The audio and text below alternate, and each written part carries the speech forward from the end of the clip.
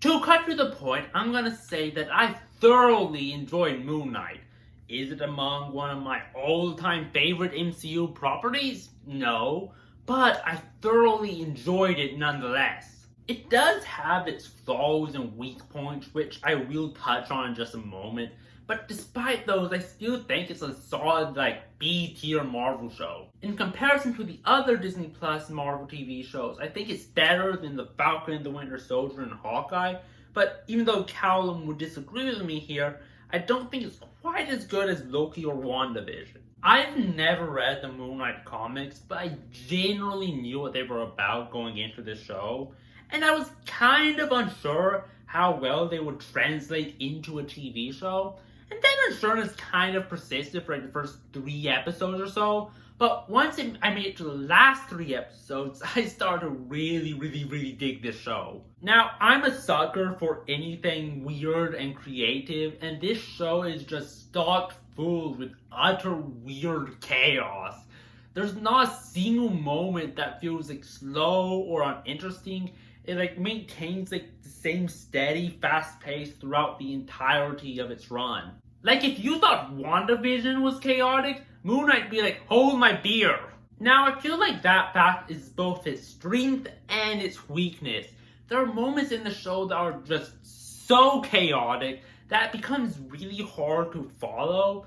After every episode, me and my family would have to spend the whole next day just trying to wrap our brains around what we just witnessed. The show is constantly making you question the very fabric of reality and what is real. And I get it that that's an intentional artistic choice, but just because a show accomplishes what it was trying to do doesn't necessarily mean that what it was trying to do is good or translates well into a TV show. However, I do think the show pulled off the concept in the best way it possibly could have. And this is in no small part to the just phenomenal performance by Oscar Isaac. The dissociative identity disorder and the whole interaction, dynamic, and relationship between Mark and Steven could have easily came off as really dumb and corny if someone else had been cast, but Oscar Isaac just pulls it off so convincingly. I truly feel like Oscar Isaac carries the weight of most of this show. Even though I technically know that they're played by the same person, I forget that because I get so absorbed in his performance. I seriously believe that Steven and Mark are their own distinct persons with their own personalities and lives.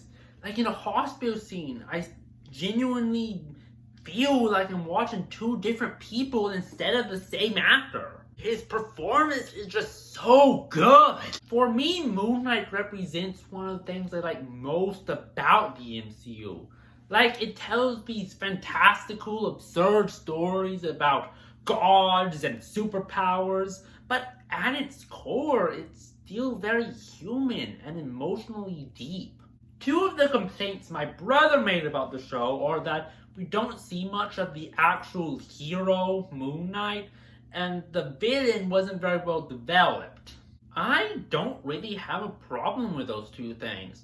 First, for me, what defines a hero isn't the suit or the powers, but the person behind them. And this is a message that Marvel is really good at telling. Steve Rogers was nothing but a kid from Brooklyn. Peter Parker proved he was something without the suit.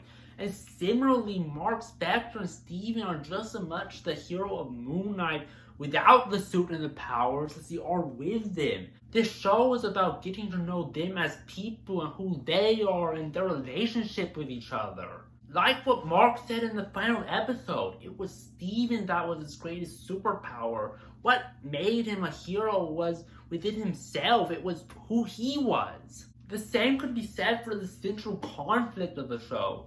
I don't mind that Arthur Harrow is underdeveloped because I don't see him as the main antagonist. The main conflict and antagonist of the show is an internal one. It's the conflict between Mark and Steven.